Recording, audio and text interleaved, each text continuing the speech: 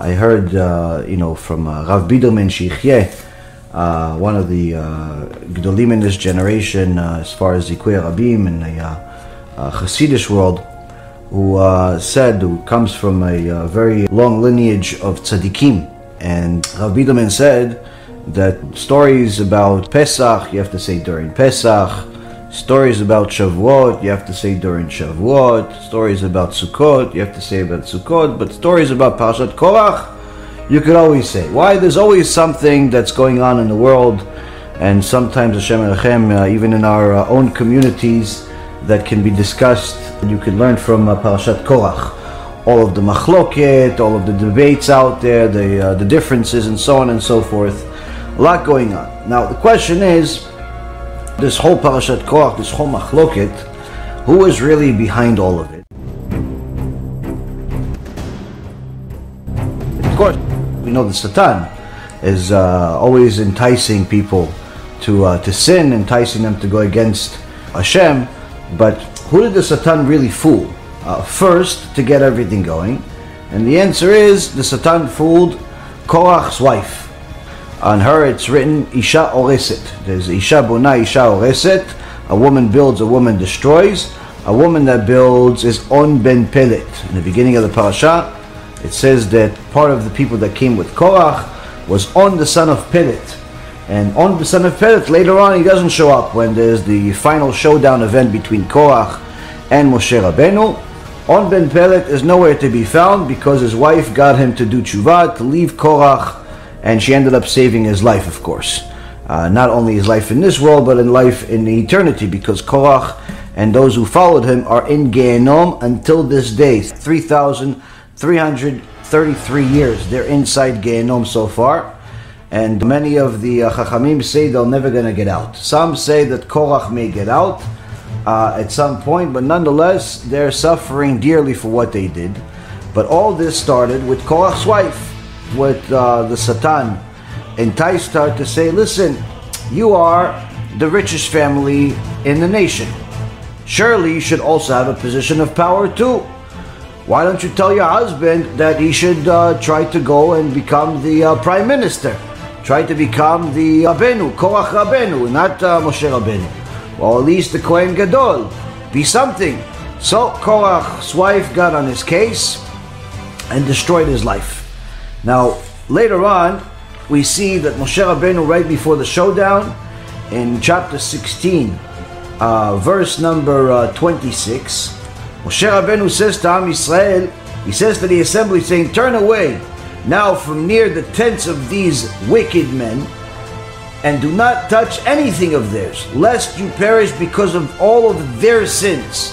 Meaning that the filth, the tum'ah, the garbage that was infiltrating the Korach and everyone that was next to him was so dangerous that not only you couldn't befriend them, not only you couldn't stand next to them, but you couldn't even touch any of their things, because the ground, when it opened up, it swallowed all of them.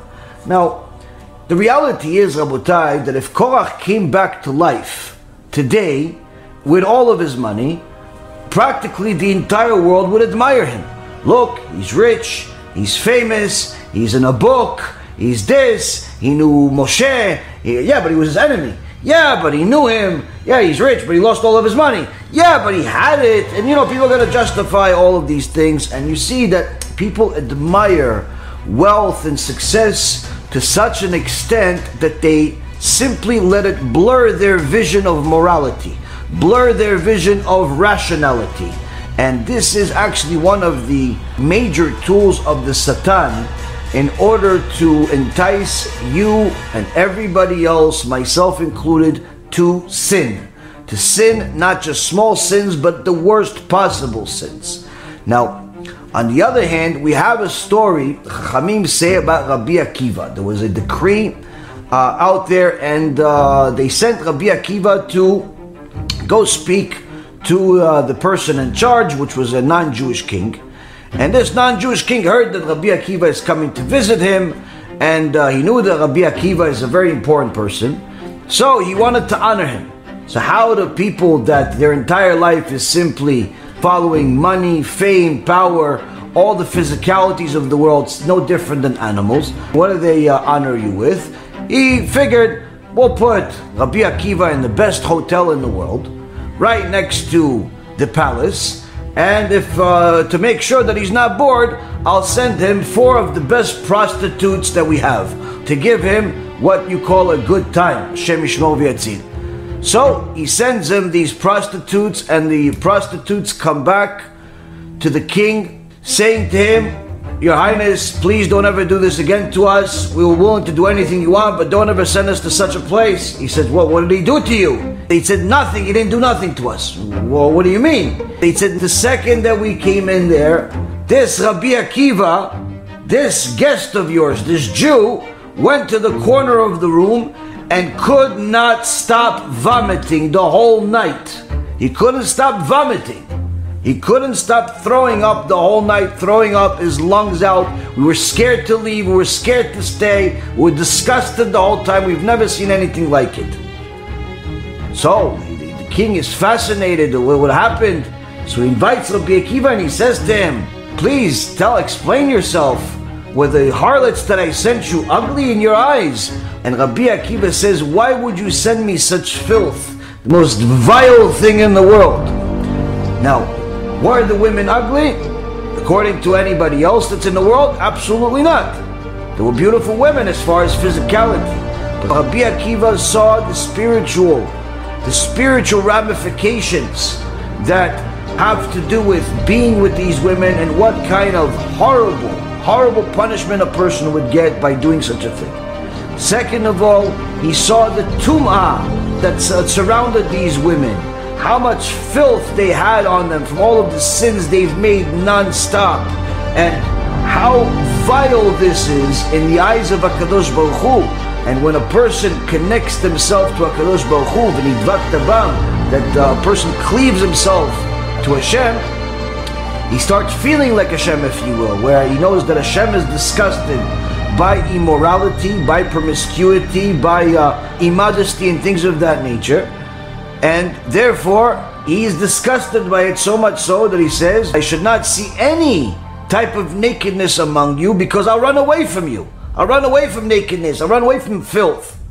All of these disgusting behaviors need to be disgusting to us. The question is how? How does one get themselves to be disgusted? Now, of course, we've discussed many times the different ramifications the punishments that would happen to a person, whether male or female, that is promiscuous, whether Jew or non-Jew, that is promiscuous, that is wasting seed, that is doing things that are forbidden in the Torah, that HaKadosh Baruch Hu finds disgusting. There's no question about it that we've gone into the details of all of it. But today we're going to try to do something else. We're going to try to understand how do you get to a point of being at least somewhat close to the feeling of Rabbi Akiva of being disgusted by the sin, disgusted by this immorality that everyone spends their days and nights following it, worshiping it, chasing it, looking at it. How does one go from being like the rest of mankind that admires wealth, that admires fame and fortune, that is looking to have physical pleasure at any opportunity that they have, that's the vast majority of the world, to a point where you can be like Rabbi Akiva and the rest of the tzaddikim that not only are not looking for those things, but rather they run away from them and they feel disgusted by them. One of the greatest things that you would learn from Arav Nisim Yagin, Alav Shalom. Although he would tell you from time to time about the punishment, about Gehenom, about Kafakela, about all types of things, but one of the things that was most consistent in every one of his lectures is that he gave you the feeling of disgust from the sin. When he talked about immodesty, he would tell you, this woman walking out with no arms, no legs, ugh, disgusting. And he would make these expressions and just the way about him, literally, even if you weren't disgusted, now you became disgusted. Now you became disgusted from this woman that's wearing a wig longer than the exile, or walking around with no sleeves, or walking around with all types of immodest clothes. You were disgusted by her at that moment, and in hopes that you're going to stay that way after that moment. But nonetheless, everyone in the room agreed that is disgusting. Just like Rabbi Akiva, how does one get themselves to a point where they're not only not going to the filthy websites and filthy movies and filthy TV channels and filthy news and filthy commercials. It's not only they're not going there, but when those things come to them, because the Satan doesn't take a break just because you want to be holy, the Satan brings those things to you on a billboard, on some ad, or some other way that you're walking in the street, and he brings you this filth, this gross, disgusting thing, and he brings it to you.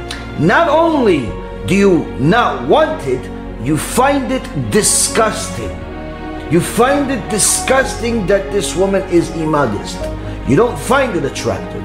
You find it disgusting. How can one go from this point all the way to that? Now, of course, it all requires an extraordinary amount of Torah learning and Musar. There's no question about it. And there's a lot of teachings that we have over the years to teach a person in order to soften their neshama and get themselves to that clarity. But there are also a few things that any person can do, with a Jew or Gentile.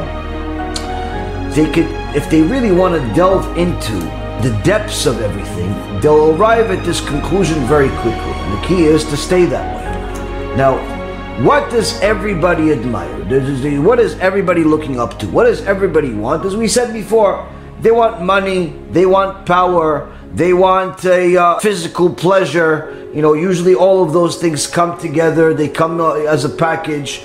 Being on Wall Street for almost 20 years and being involved with many, many millionaires, a few billionaires, having quite a bit of money, myself, having the ability to do things that other people can't do because of the lack of resources. I saw a lot of things. Baruch Hashem, I never got myself into this filth of the world, but nonetheless, I saw it day and night. And the reality is that you see how people chase this stuff and they live for it, and that's all they want. And you see it everywhere. You see it everywhere. And the question is, why would anybody want to be a celebrity? Why would anybody want to be the next billionaire? Why would anybody look up to all of those people? Well, let's see. They look up to all of those people. They look up to the rapper, the big hitter. Why do they look up? Because they see he's got a house. There's a show on TV that shows how nice his house is and how big it is and how many rooms he has and the chandeliers and the many cars and all the people that work for him and how many followers he has on the internet. And they see her and the new clothing line that shouldn't even be considered clothes. Needless to say, they call it the clothing line. How many people follow her and how popular she is and how she has all the newest clothes and how the headlines say she makes all this money. And they see another person and they see they got a job and they have a CEO and they founded a company and they built it to become a multi-billionaire and they're on the Forbes 500 and they so on and so forth. So the Satan, first and foremost, uses one of HaKadosh Baruch Hu's tools that works best. What does he do? He plants a seed. He plants a seed. HaKadosh Baruch Hu plants the seed of the tzedakah. What does he plants the seed of the tzedakah? This is in your tefillah and shachrit. What does he plant the seed of the tzedakah? He doesn't pay you a reward for the tzedakah that you give right away, but rather he plants it. Why? He'll give you the reward when you need it, rather than when you want it, when you've messed up enough times, but now you finally did tשובה, but how do you get back on your feet after you've messed up so many times? Hashem says, remember that tzedakah that you gave 20 years ago? I'm going to use the merit of that tzedakah to uplift you back to life. And so on and so forth. A person gets sick. HaKadosh Baruch Hu wants to give him a cure. And now he deserves to get that cure.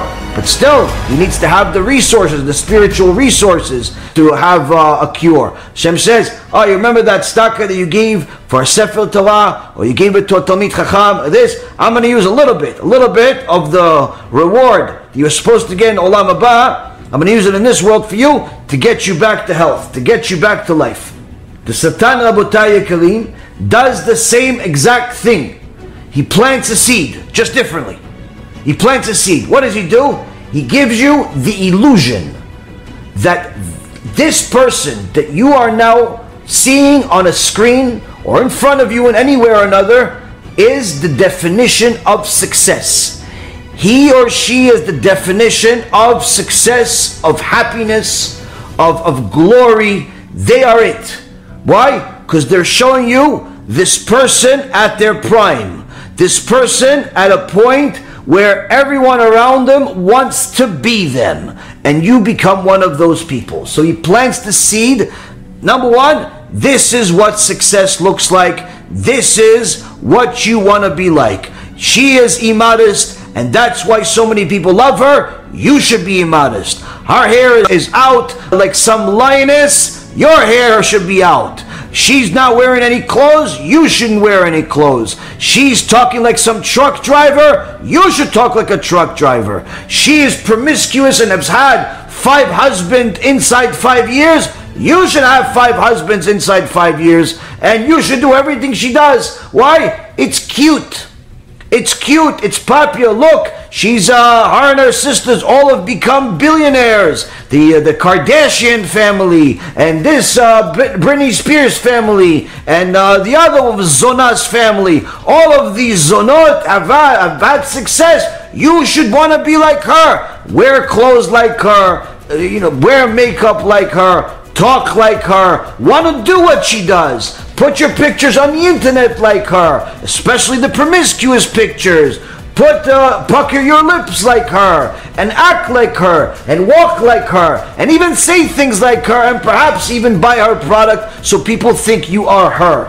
And the reality is, Rabotai, this happens to the kids in your house that are surrounded by public school mentality, secular mentality, non-Jewish mentality. It's everywhere. Even inside the most religious communities in the non-Jewish world, you will see this as standard. I saw one time a documentary about perhaps the most so-called religious people in the Christian world in America, the Evangelical Christians. About 60 million of them. They're the most aggressive missionaries out of all Christianity.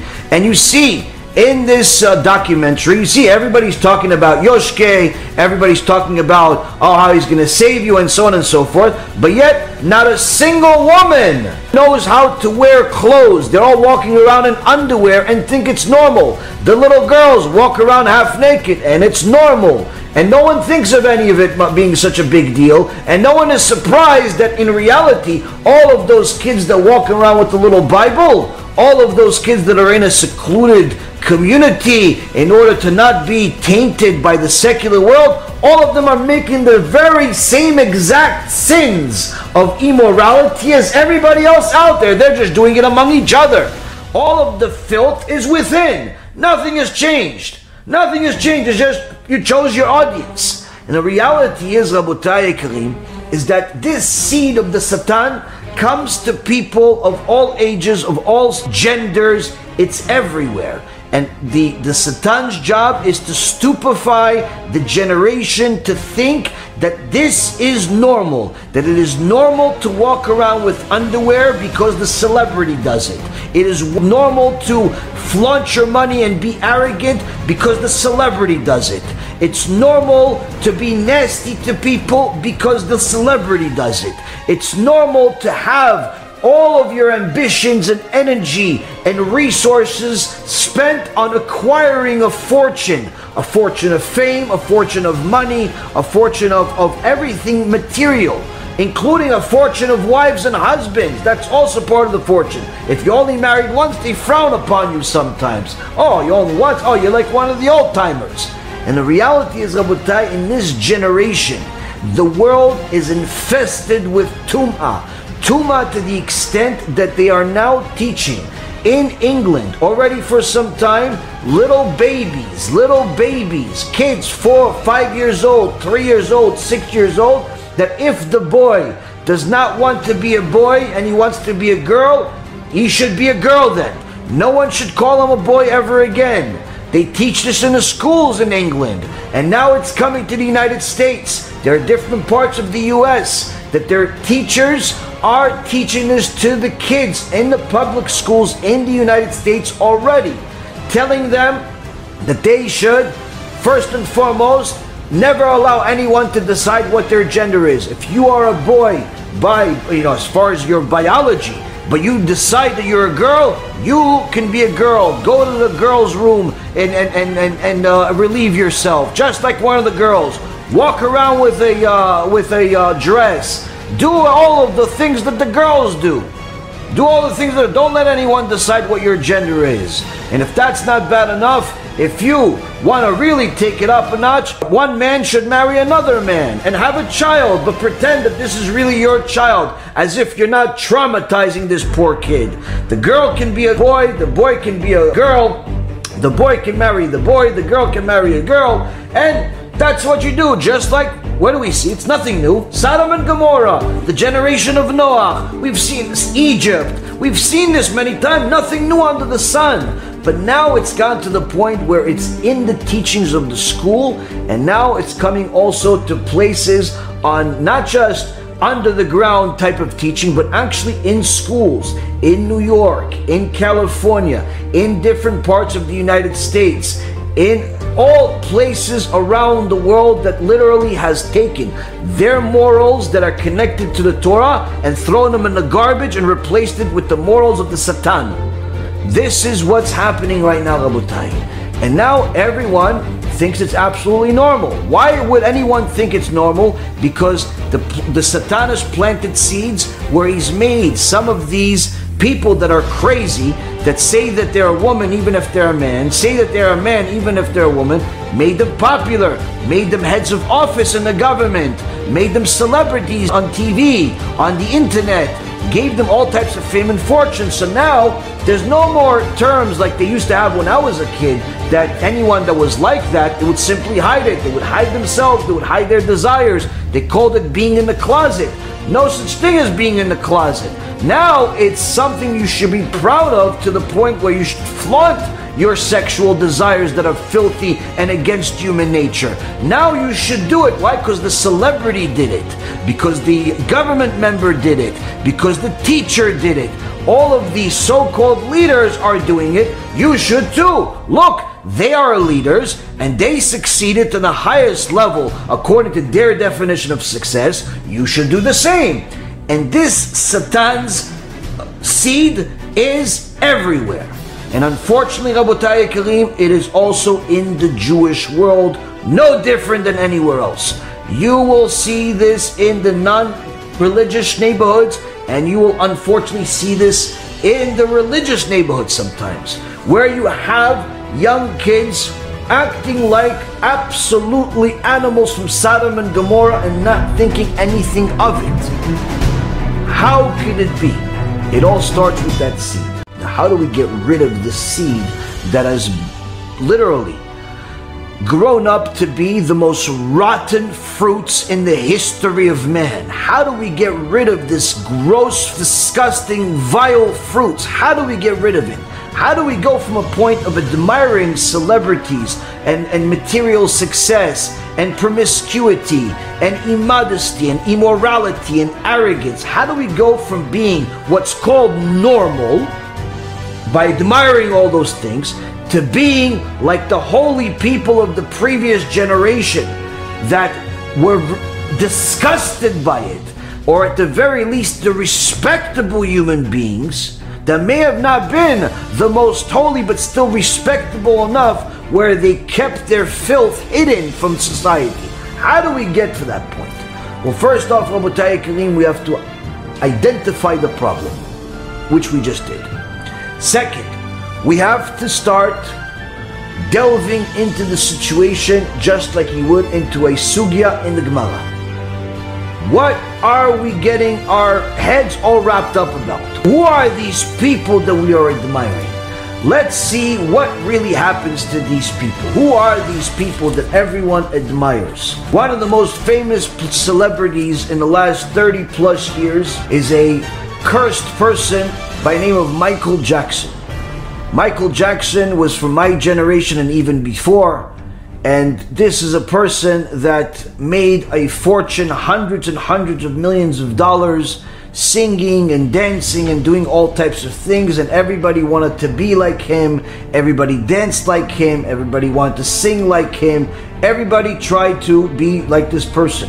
Now, during his life, he had all types of issues. You saw he had all types of surgeries and all types of things, but people didn't think much of it.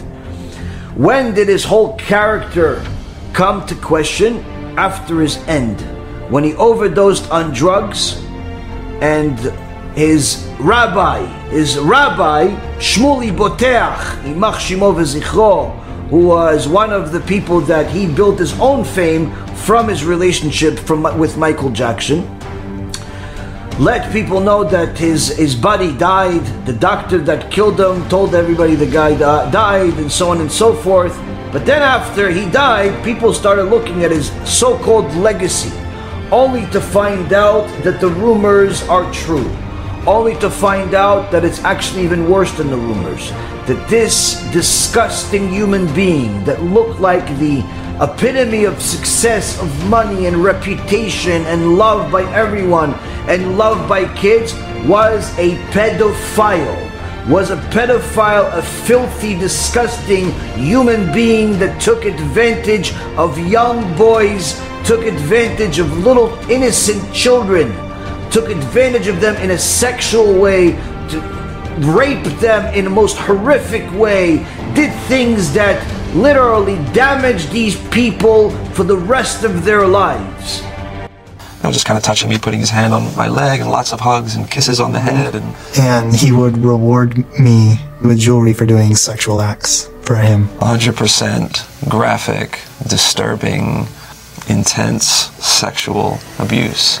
I can just say, for decades, Jackson put up this smokescreen, which was reinforced by, his family and the media as well, that he had this innocent love for children, and I just needed to make it absolutely clear that what was happening in that bedroom behind closed doors between Michael and Wade and between Michael and James was sexual activity. It wasn't affectionate cuddling.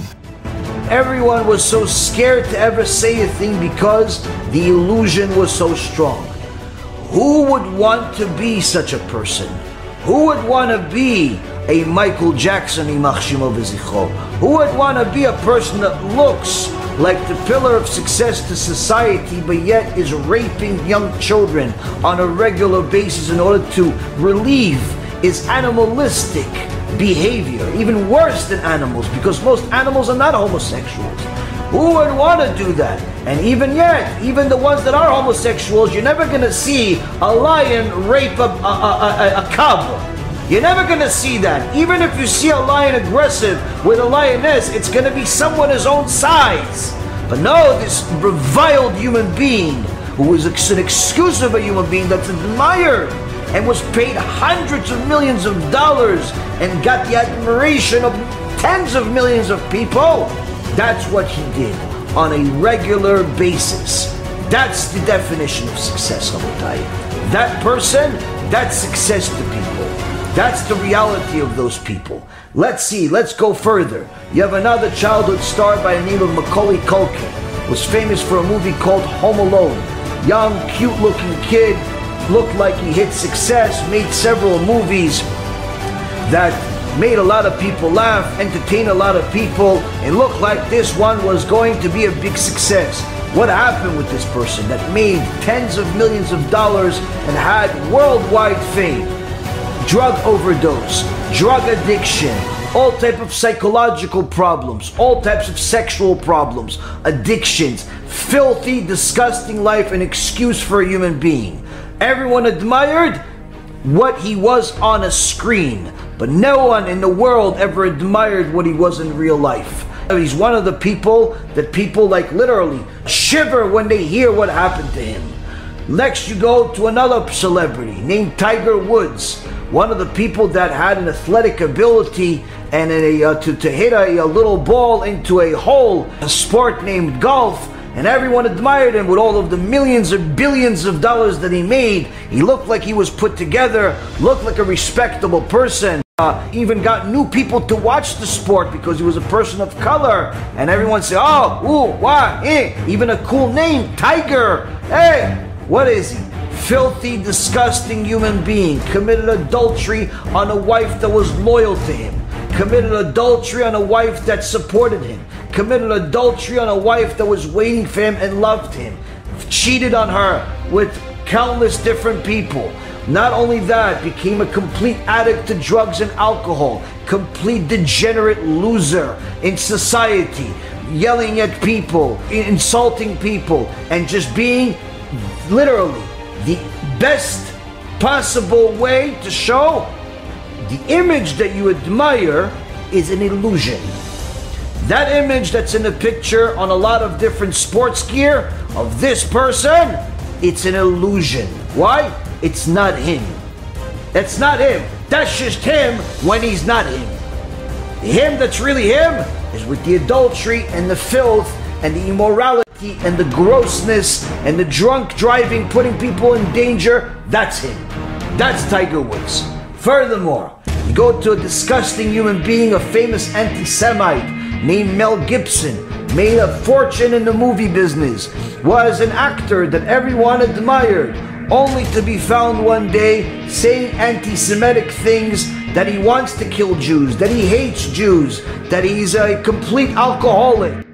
Arrested for drink driving and made various anti-Semitic statements to the arresting officer, including telling him that Jews were responsible for all the wars in the world. A degenerate for immorality, a degenerate for anything that will get him to have some sort of physical reaction, a complete disgrace of a human being. That's who Mel Gibson is. It's not the one that you see in the movie. The reason why he's an actor like all other actors before and after him is because the actor allows him to live in the illusion that everybody else is believing. Because the real version of him is a despicable human being that no one would ever want, and no one would ever want their child to be. Then you go to a person like Mike Tyson. Although Mike Tyson has tried to change his life, let's see what his life was really like.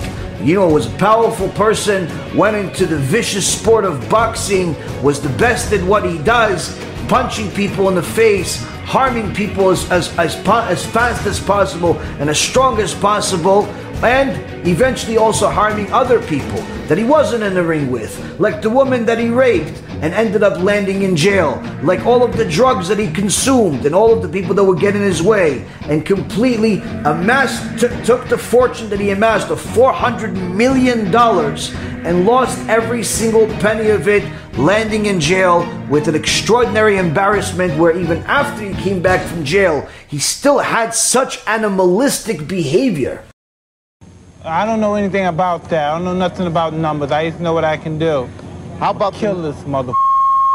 Such animalistic behavior where he was already used to whatever he wants he's gonna get. And as soon as he doesn't get it, the animalistic behavior gets even stronger, to the point where when he was trying to return to the ring, trying to return to the vicious sport of boxing, what did he do? He bit the opponent's ear off. That's not part of the sport. Only an animal bites. But yes, Mike Tyson, admittedly, animal. Now, all the drug addiction, all the sex addictions, all the filthy, who would want to be such a person? So how come so many people pretend even till this day, they want to box like Mike, they think they're like Mike, they're going to be like him? Why? Because they're attracted to an illusion that you see in a ring for a few moments. Not the real Mike Tyson, not the person that went home after he beat a person senseless, not that person, not the person that raped a woman, or perhaps maybe even more, not the person that lied, not the person that was addicted to drugs and sex, not a person that was a complete degenerate for the rest, for all of his other life, all the other time outside of the ring. No one wants to be that person. Everyone wants that moment when he's on the screen and he has his hand as the winner. Everybody wants that moment.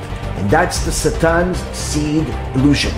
To try to fool you to thinking you can be like him, not realizing all of the baggage it comes with. You have a person like Bill Cosby, A person like Bill Cosby that built his net worth and his career and his name to the point where literally every person in modernized society knew who this person was. He was in a family show. He was a person that many of us grew up watching. He's a person that was literally on every TV screen.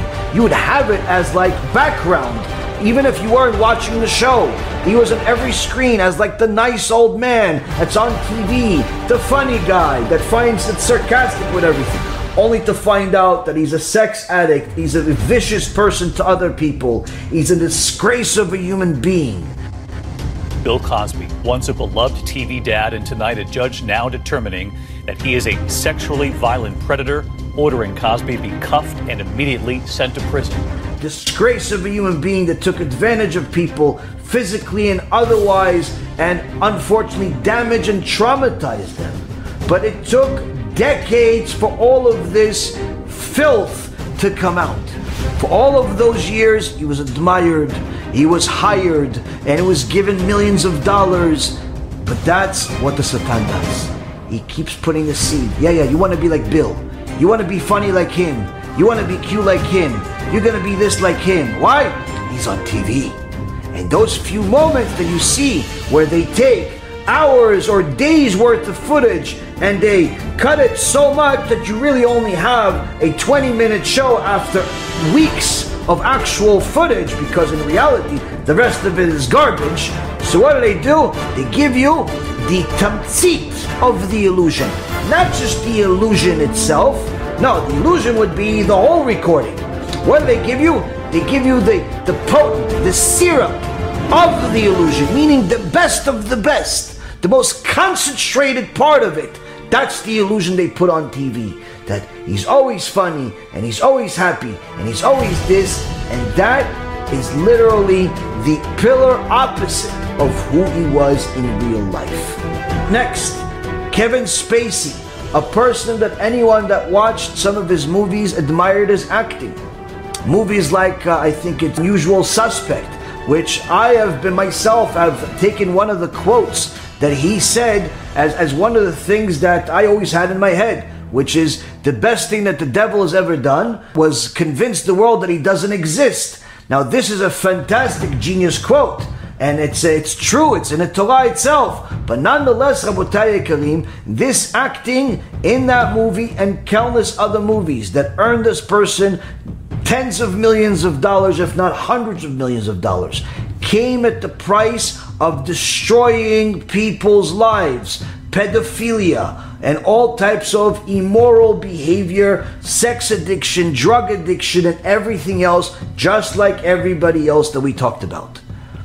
That person that you saw on the screen, that you admired and perhaps even wanted to be like for a few moments or even longer, was literally murdering the souls and bodies of countless people while you were admiring him. Taking the innocent people, taking the people that didn't do him any harm, taking the people that were powerless and taking advantage of them and traumatizing him just for the sake of a momentary pleasure. Imagine a person gonna live 70, 80 years in this world, and the reality is that this 70 years is going to be traumatized, it's going to be ruined, it's going to be a constant life of fear that the trauma will repeat itself, only because that filthy excuse of a human being, Kevin Spacey, wanted a pleasure of 30 or 40 seconds. That's what. So he took your whole life of 70 years and put it all in the garbage because he wanted a pleasure of a few seconds. A few seconds. That's what he thought your life is worth. Your life is worth to be ruined for him to have moments of pleasure. This is the person that people admired. He's no worse than Harvey Weinstein, another disgrace of a human being, another Chilul Hashem that took advantage of people in a sexual way, in a financial way, in every way that he possibly could, destroying people's lives. The list can go on forever when it comes to that. Then you look at, okay, maybe not everybody's a pedophile. Maybe not everybody's a sex addict. The truth is that practically all of them are, in one way or another, just not necessarily always criminal. But you have people like Nicolas Cage that amassed the wealth of at least $150 million, getting paid $40 million per movie. $40 million per movie that could literally feed a civilization in Africa. This person got paid just to be in a film that's going to be on a screen for 90 minutes. $40 million. All of that money in the garbage, declared bankruptcy. A person by the name of 50 Cent, very popular rapper that was very violent both in his words and in his life, very arrogant. That was his whole show. I myself used to listen to his music and found it entertaining. But the reality is, when you look at his life from a Torah perspective, from a moral perspective, you see how immoral this person is, how vicious he is, how disgusting he is, to the extent where this person not only ended up amassing a great fortune, but also not losing a great fortune, but also, despite having it or not having it, he's still a deadbeat that he always was, not paying child support for the kids that he had, with the many countless women that he was with because of his immoral behavior. Because to him, to be immoral, that should be admired. To be with many women, that is something that is to be aspired to be. That's what a lot of guys want to do. They want to be with many women. They want to be like a 50 Cent or a celebrity that can get any girl that he wants. But the truth is, do you want your daughter to be one of those girls? Do you want your daughter to just be that tool that he uses? Do you want your daughter to be one of those girls? So how come you feel okay for being one of those guys? Because you know that HaKadosh Baruch Hu punishes measure for measure. And if you're going to be one of those guys, HaKadosh Baruch Hu is going to make one of those girls your daughter one day. HaShem Yishmor v'yatzil. And you see this person that was a deadbeat like many of the others that we're going to talk about. Another person that called himself, showed his addiction to physicality so much that he literally nicknamed himself Money. Money Mayweather, the famed boxer who made a fortune, tens and tens of millions of dollars boxing and being a celebrity and being someone that was a good athlete and so on. But in reality, Rabotai Yekarim, HaKadosh Baruch Hu says, Meshalem el sonav el panav le'avido. He pays his haters cash to their face in order to destroy them. And that's exactly what happens with every one of these celebrities, every one of these people that are in power and misuse it. You see, this Money Mayweather all had to come out of retirement and go box a YouTuber. A guy that never boxed a day in his life. He had to go box him just so he could live his life, because he literally lost his money to the point where he had to come out of retirement to pay his debt. After making literally tens and tens of millions of dollars per fight. All of the money apparently went down the drain, just like anything else that's going to be the rest of his life. And what happened? Now he's fighting YouTubers. Complete embarrassment to the sport, but nonetheless, a very good money maker. Very good money maker, but really, this is what people admire. This is what people look up to go make $400-500 million just to continue working for the rest of your life because you pretty much spent it faster than you made it. That's what you admire. To be a person that does not have a normal life, doesn't have a normal wife, doesn't have normal kids, doesn't have normal relationships, is constantly on a fear that someone is stealing from him, that someone is taking advantage of him, and literally living a purposeless life, because now that the career is practically over, the best that he can do is fight YouTubers. The best that he can do is just continue to utilize his body until the body stops working. But the reality is that this is all coming to an end. It's come to an end, but he's trying to, get the last drops of water out too. So this is what people admire. A person that made hundreds of millions of dollars that does not even have the money to pay $20 million in debt. Now, you have a person like Mark Twain, a scholar that people admired. His own publishing company declared bankruptcy. All of his notoriety, all of his fame, it's only by a few people that call themselves scholars in this generation. He himself did not enjoy it during his life because he ended up declaring bankruptcy. Dennis Rodman, another famed basketball player, got to such an extent after making so many millions of dollars, you would think this person would have enough money not only to live the rest of his life, but to build a country. Instead, he not only wasted all of his money on drugs and all types of disgusting behavior, but he got to a point of being such a despicable human being that he got caught stealing $500. A person that literally used to make $500 a second ended up getting caught stealing $500. These are the people that people admire. And you think it's just the most recent people? No, this has always been the case. You have celebrities like Wayne Newton, Meatloaf, Willie Nelson. All of these famed celebrities literally made hundreds of millions of dollars. Their homes are known, their names are known in practically every home of the people that lived during their high time. Everybody knows who they are. The reality is, they wish they didn't. They themselves wish nobody knew who they were. They themselves wish that they could just go to the deli, buy their little sandwich, and go back to their little shack, hole in the wall somewhere in society, and no one would remind them of their glory days that they can never ever get back to. Because these are people that are has-beens, and one of the most horrendous sufferings that a person can have is to be a has-been, to be a person that is everybody reminding him of his past the rest of his life, even though he's not an inkling like it. He's nothing like it. Now, a lot of people like to admire some of the very wealthy people on Wall Street. I was among some of these people. I met some of these people, meaning that I saw some of these people in lectures, talked to them at times, and so on.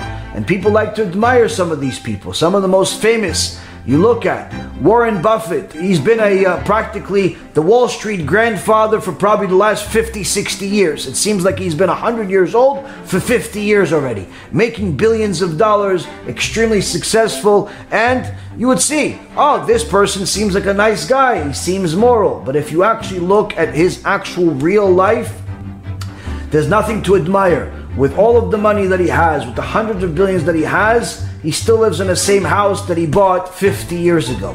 Like, he's not even enjoying the money like a normal human being. He still eats a hamburger and Coca-Cola for $2 from McDonald's every single day. He's not even having the food of the rich and famous. He's not even enjoying the physicality of the world. It's simply a sport of making money. And you would think, oh, maybe at least his kids are going to benefit from that money. No, he already declared that those very same kids, the relationship that he has with some of his employees is much more developed and much more secure than the relationship that he has with his children.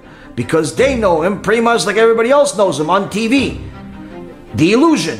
And his kids know that they're not going to get anything of substance after he dies. Because the majority of his money is going to continue all of these endeavors that fuel corporate America and so on. Meaning that even the kids that thought, oh, maybe, you know what, at least he's going to give me the chunk of it. He worked for $100 billion.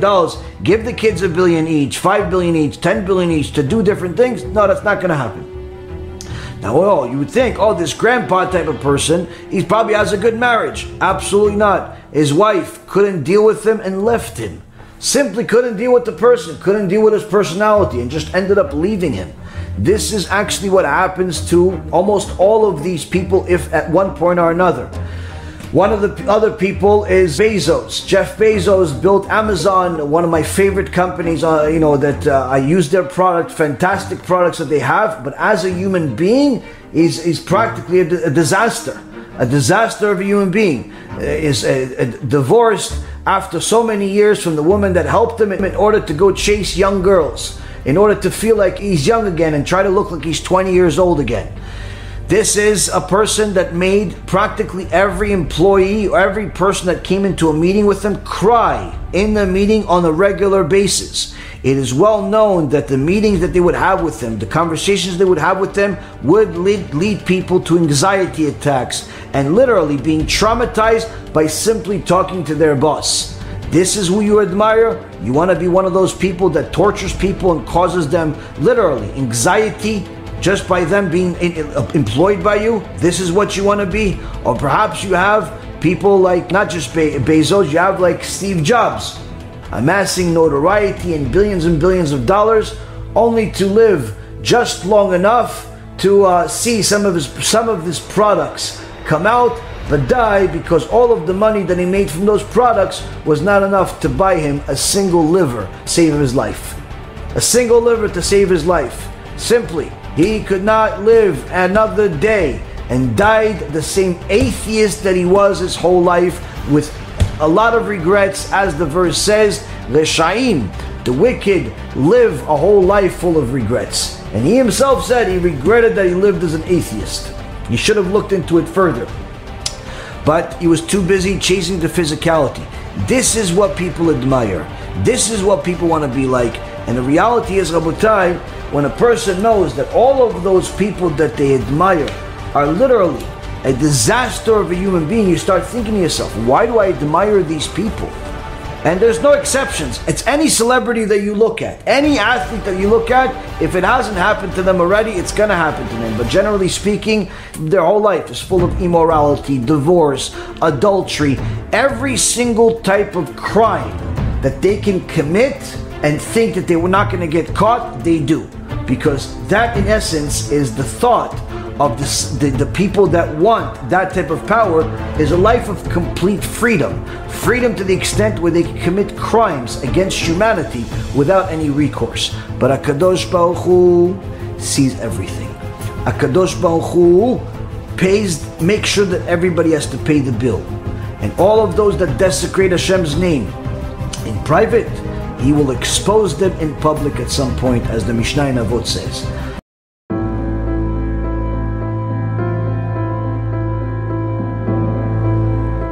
Now on the other hand, you say, okay, fine, maybe being a celebrity is not good, but at the same token, you can't deny the fact that there is physical pleasure. There is physical pleasure from having certain things. There is physical pleasure from being certain ways, and so on and so forth. Now, for all of these young girls that are out there, or even older women that are out there that want to be or act like they are already one of these celebrities, one of these people that is constantly looking for attention, listen very closely.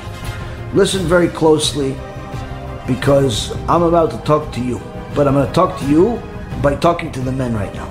Now, the guys that are out there, what do they want? They want the money. Why do they want the money? Because they want the power. Why do they want the power? Because they think that if they have the money, they'll have the power, and therefore the power will give them the girl. Which girl? Any girl. Simple. Any girl. What about getting married? Oh yeah, we'll get married too. But also maybe the secretary, maybe the this, maybe the that, all that stuff. Okay. How could Rabbi Akiva get to such a point that he's so disgusted by that behavior that he threw up? Yet you want to be one of those people that is as promiscuous as can be. How could it be? How could there be such a difference between two people? Because you think that to be with that girl will give you physical pleasure, and you don't really think about anything else. What else should you be thinking about? Well, let's see.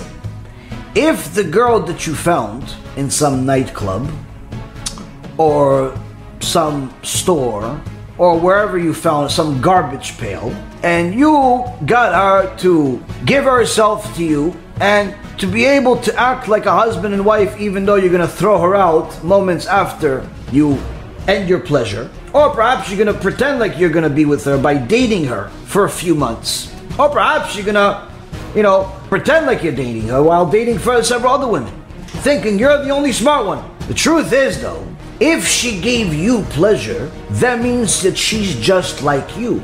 That means that just like you're looking for physical pleasure, so is she. And just like you don't want to be with her all the time, she doesn't want to be with you all the time. Guess what? It's much easier for her to find a partner than it is for you typically. And guess what? When she comes to you and you think, I'm Mr. Macho, all you're really doing is cleaning up the filth that another man left moments before you. That's the reality. That is the reality. You are simply cleaning the filth of 1, 2, or however many dozen of people she has enjoyed herself with also, because she's an animal just like you. That's what you're doing. One of the most disgusting things you can possibly imagine is for one manly man to ever even think that another man's seed, another man's filth would ever touch him. It's not only touching him, it's on top of him and it becomes part of him. Why? Because that's where she was moments before she was with you. She's simply like the village bicycle. Everybody gets to use it. She's like used property and you are klisheni. You're like the second tool. She had this, now she has you, and maybe moments later she'll come back to something else. What, you think you're the only smart one that knows how to pleasure himself? No, she knows it too. And guess what?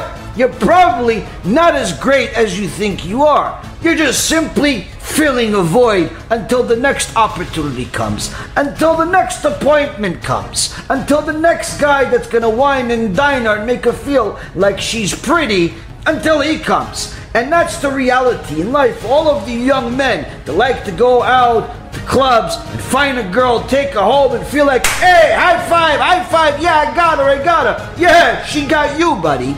She got you, and him, and you just won one of the appointments. She's simply a free prostitute. And you, my friend, are in a bed with 3 different people, not one. You're with 3 different people. Now you think I'm making this up because I used to be secular? No, it's in the Gemara. It's in the Gemara, Rabotai. This is not Yahon Uven. This is the Gemara. Rabotai Yekarim. The Gemara says some of the most horrific things you can possibly imagine that go on in society today as if it's standard. As if it is standard, Rabotai. The Gemara in Masechet Pesachim, page 112a, says a person that's a divorcee should not marry another divorcee while a husband is alive. If he's divorced, why shouldn't he marry a divorced woman while a husband is still alive? Because when they are in bed, there are 4 people. When the divorced man and the divorced woman, they're together, there's 4 people in bed. Why 4 people? He's thinking about his ex-wife. She's thinking about her ex-husband. So there's 4 people. He is cleaning the filth of her ex-husband left. She is also doing the same thing with her. Same exact thing. There's 4 people in the bed, Rabotai Karim. And guess what? The part where I said you're not all that, that's also in the Gemara. It continues. Also, you should know that she may end up resenting him. Why resenting him? Didn't she date him, marry him? She's met him in a club. She calls him, I love you, I poopies, tooties, no, what? How come? Because not all fingers are the same, the Gemara says. Not all fingers are the same is a euphemism for the male member. She doesn't think that your finger is the same thing as the guy that was right before you. That's what it is. But you did clean up the mess though. This, Rabotai, is what happens when you treat yourself like an animal. You find animals. You treat yourself like an animal, HaKadosh Baruch Hu matches you with animals. And just so you know, this is not the only place in the Gemara.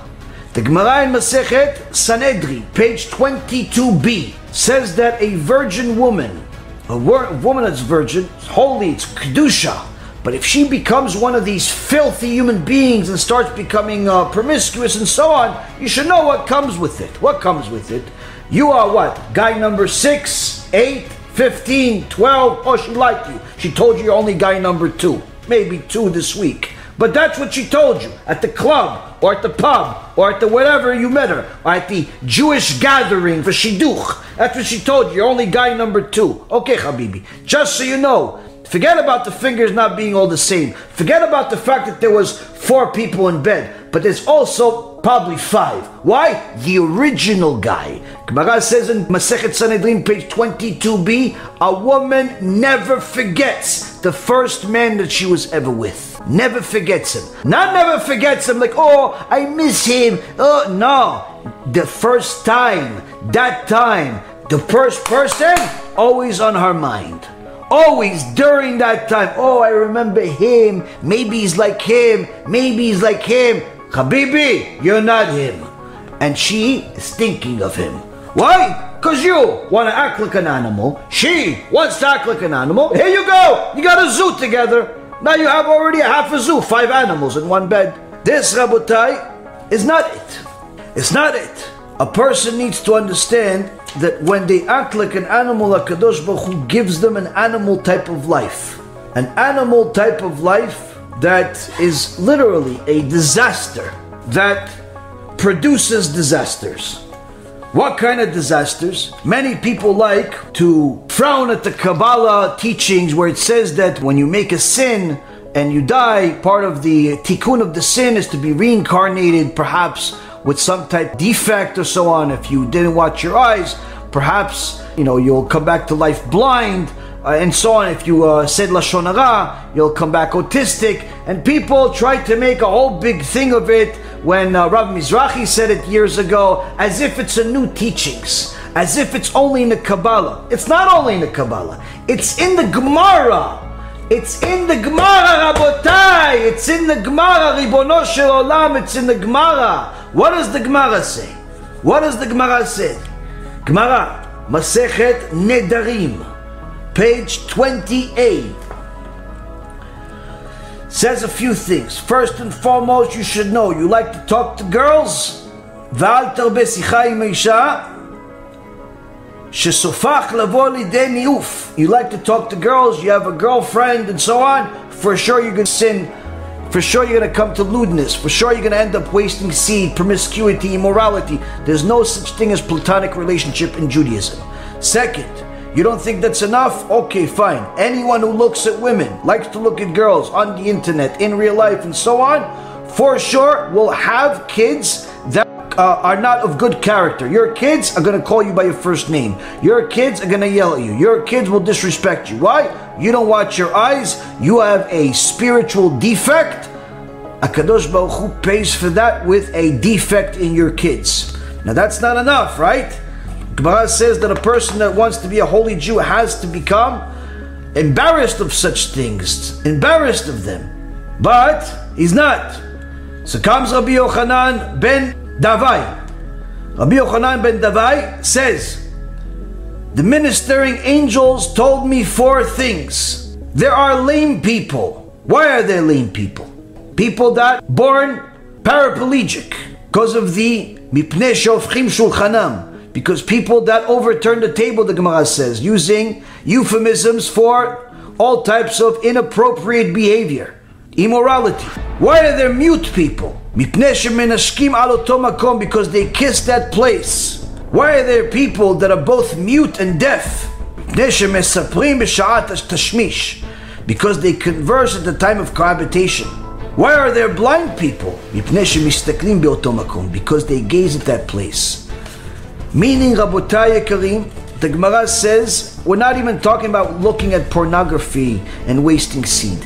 Simply living a life addicted to physicality, addicted to that type of thing, produces all of the defects that you see in the world, all of the defects that you see in the world that are very difficult to deal with. Now, of course, sometimes those people that come to the world are special neshamot of tzadikim, not reshaim. Doesn't make their parents' life any easier. But not all of them are tzaddikim. Not all of them are holy. Some of them are pure, some of them not necessarily.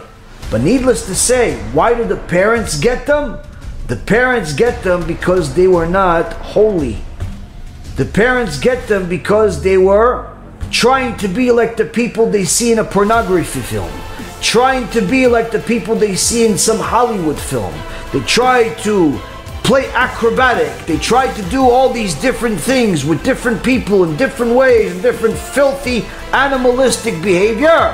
Kadosh Baruch Hu says, you want to be an animal? Okay, well, I don't want you to be an animal, so I have to keep you busy in a different way. I want to keep you busy in a different way. So, Rabotai Karim, you have to think about it this way. Are you going to admire a filthy, disgusting disgrace of a human being like Madonna that has literally been with enough people to build an army? That's what you want to be like? That's who you admire? You want your daughter to be like her? Or all of the people that follow her, all of the modern day singers, you want her to dance like them and be promiscuous like them and have 5 or 10 or 20 or 50 husbands? That's what you want? You want to clean the filth of another guy for the rest of your life because you're a filthy human being? You're admiring a woman that's being raped by people on a screen? That's what you admire? You want to be there? You want to be the rapist? You filthy disgrace of a human being for that moment? That's what you admire? That's what you want to be like? You're watching pornography? Do you know that most of the pornography out there, it's not the intimacy as a result of her wanting it. Sometimes you actually see things on the internet that are actual rape, but they portrayed as if it's out of her wanting it. That's what you want to be like? You want to be a rapist? You want to be a pedophile? That's who you admire? You have to think about this. Because if that's what you admire, you can rest assured you're going to have a kid like this. You're going to have a boy that wants to be a girl. You're going to have a girl that wants to be a guy. You're going to have a girl that has 50 husbands. You're going to have a boy that is addicted to pornography like some of the young men that I've had the pleasure of helping, but it's a very big job. Very big job. It's a lot of work, but some of the men that I met, literally, when I met them, they were so addicted. They were so addicted to wasting seed and immorality that some of the physical ramifications of that addiction started happening in their life. Losing hair, becoming smelly, becoming disgusting and sweaty, literally looking like they have a disease. I've met these young men, and Baruch Hashem, most of them I've succeeded in helping to get them out of that tumah. You want to be one of those people? You are one of those people. You're admiring a woman. You're admiring a guy that's raping a woman. You're admiring a man that's full of filth. He's full of tum'ah. That's what you want to be like? Aren't you ashamed of yourself? You should be. And that, Rabotai, is what a person needs to know. That's what he needs to know about all of that disgusting world that he's admiring.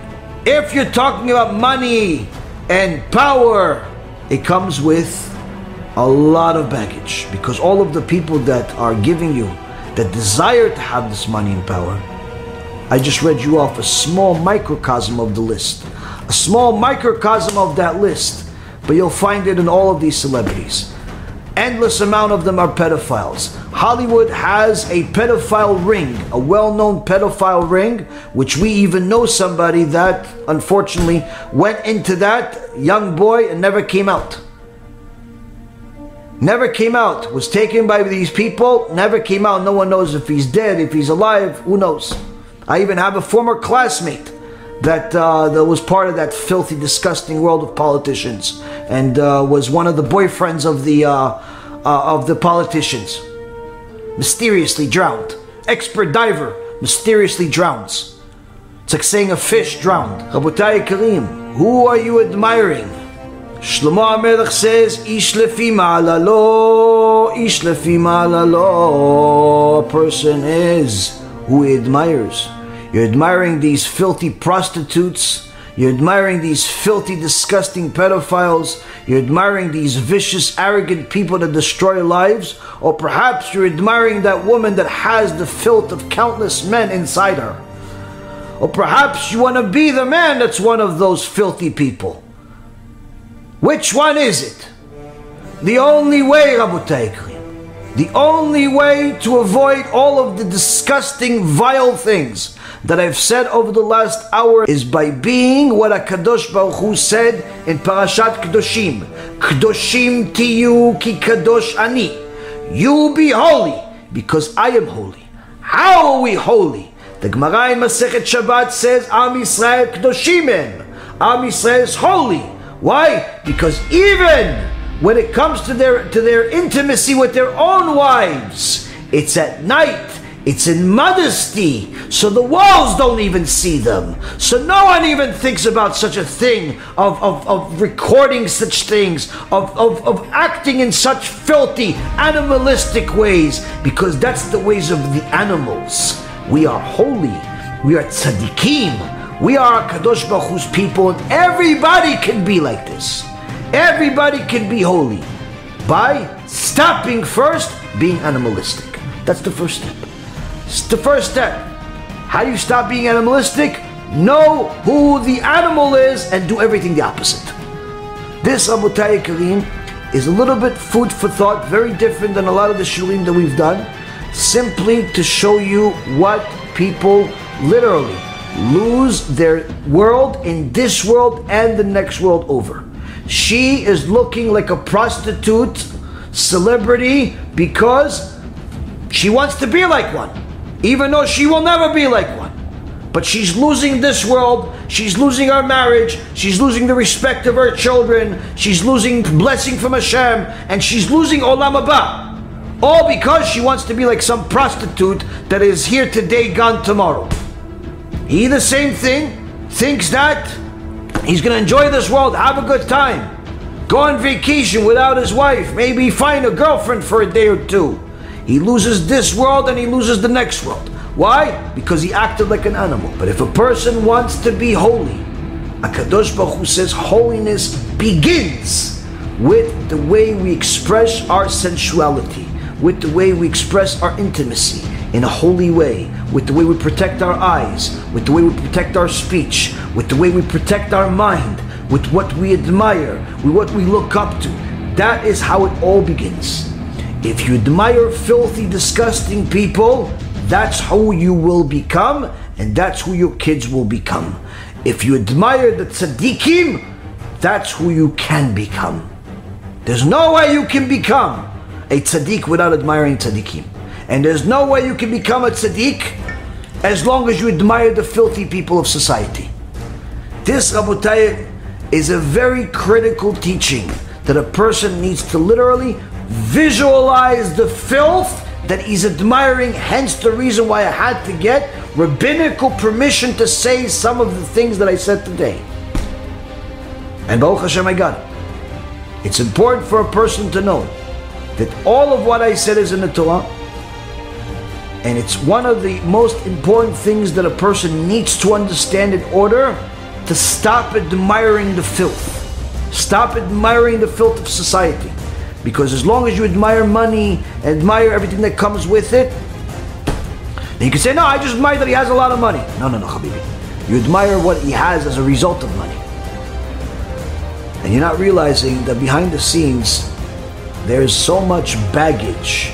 There's so much baggage that it literally creates tumah. It's a factory of impurity. You have to admire the righteous people if you want to be righteous. You have to admire them and you have to be like them. Whether Hashem decides to make you wealthy, married, house full of kids or not, all the results are in the hands of Hashem. But our actions lead Him to decide what the results are. This, Rabotai Karim, is a very critical, fundamental teachings that is necessary for each one of us to repeat once in a while when our mind is infected by some of this impurity of the world, because it seems like this world is just getting more and more impure by the day, and if we don't start being clear with what we need to do in order to protect ourselves, everything else is in vain.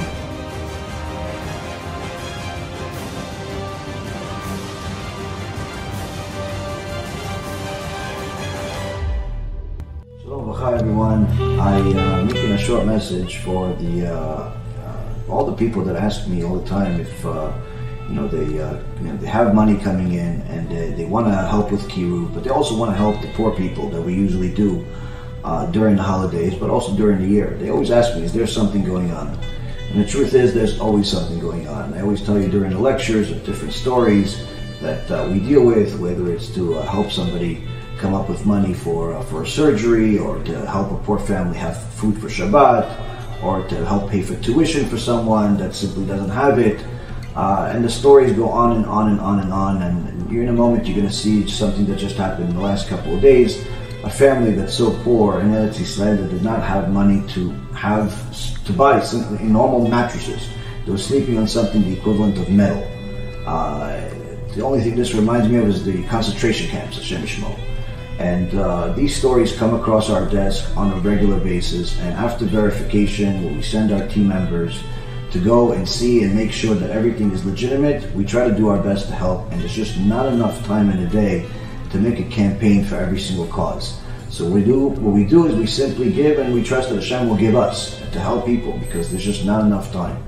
And sometimes time is very sensitive, so it takes time to verify things, but also it's just one of those things where you really can't wait for people to decide whether they want to help this poor person or not. You know, if there's a need, we're there. And Bezrat Hashem will continue to be there. So for any of you that is contemplating what to do with that maaseh, with that 10% that you give, that you need to give as a Jew and also as a non-Jew, for the sake of Torah, whether to give it just to kiruv, or to give it to help people do tshuva, or to give it to help poor people and how to mix it. Bottom line is, our organization does it all. And we do it on a regular basis, and there's simply not enough because there's so many people that need help, it breaks your heart. And you'll see that in this video, our team member, it breaks your heart, our team member starts crying. That's how hard some of these situations are. And we try to publicize a lot of the different videos without embarrassing anyone and showing faces, to show people that their money is going to good places, to help people not only do tshuva, not only publicize the Torah, publicize Hashem's name and His glory, but also to help people survive in this difficult world. So if you want to help us, you want to join us, you want to be a partner with us, BeEzrat Hashem is very, very happy to be a partner with you, and we look forward to hearing more and more good news so we can tell you that you are part of another big miracle that happened to someone in Klal Yisrael. Call to Bachar V'Atzlacha. אנשים יקרים, אני באתי פה לבית של משפחה נזקקת. האמא אושפזה בבית חולים עם כאבים מאוד חזקים בגב. הבאתי לה עכשיו סל מזון לשבת. חשכו עיניי, אני בא לי לבכות, תראו על איזה מזרון היא יושנת, כל הברזלים בחוץ. תראו, על זה היא יושנת, מזה היא קיבלה דלקת שלא עוברת לה. תראו, זה המזרונים שהם יושנים אליהם. אני חייבת את העזרה שלכם. אני פשוט ישבתי על המיטה, כל הברזלים תקועים לה בגב. תראו מה זה, אני פשוט נוגעת בברזל. על מה אמא יושנת? יושנת על ברזלים? בגלל זה כואב לה הגב? כן? עכשיו אנחנו מביאים לה מזרונים חדשים, ונשים לה על המיטה. תודה רבה על ארגון בעזרת השם ולרב ירון שדאג לפני שבת למשפחה נזקקת למזרונים חדשים. הם ישנו המשפחה על מזרונים קרועים עם ברזלים בחוץ. ארגון בעזרת השם אין עליכם בעולם.